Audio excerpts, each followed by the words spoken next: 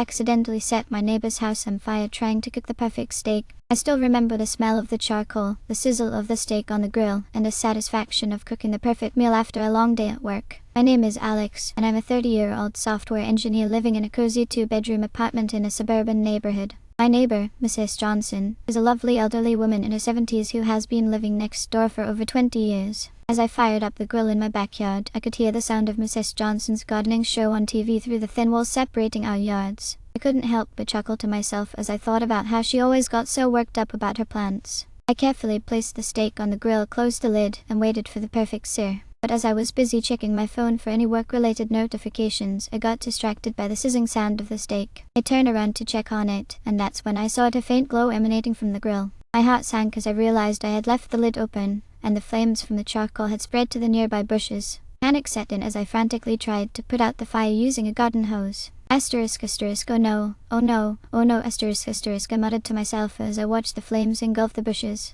Asterisk, this is not good, asterisk, I quickly grabbed a fire extinguisher from my garage and sprayed it at the fire, but it only seemed to make things worse. The fire was spreading fast, and I could see the flames creeping towards Mrs. Johnson's house. I sprinted towards Mrs. Johnson's house, my heart racing with fear. Asterisk, Mrs. Johnson, get out, the house is on fire, asterisk, I screamed through the open window. She slowly got up from her armchair, looked around in confusion, and then saw the flames engulfing her house. We both rushed out of the house, and I quickly called 911. As we stood in the driveway, watching the fire department arrive, I couldn't help but feel a mix of guilt and shame. Asterisk, this is all my fault, asterisk, I thought to myself. Asterisk, I'm such an idiot, asterisk. But as we were being escorted to safety, Mrs. Johnson turned to me and said, asterisk, you know, Alex, I've been meaning to get a new grill for years, but I guess this is the perfect excuse. Asterisk, I couldn't help but laugh at the absurdity of the situation. As we stood there, watching our houses burn to the ground, I realized that sometimes, even the most catastrophic events can lead to unexpected moments of humor and humanity. And as we walked off into the distance, arm in arm, I knew that this was a night I would never forget.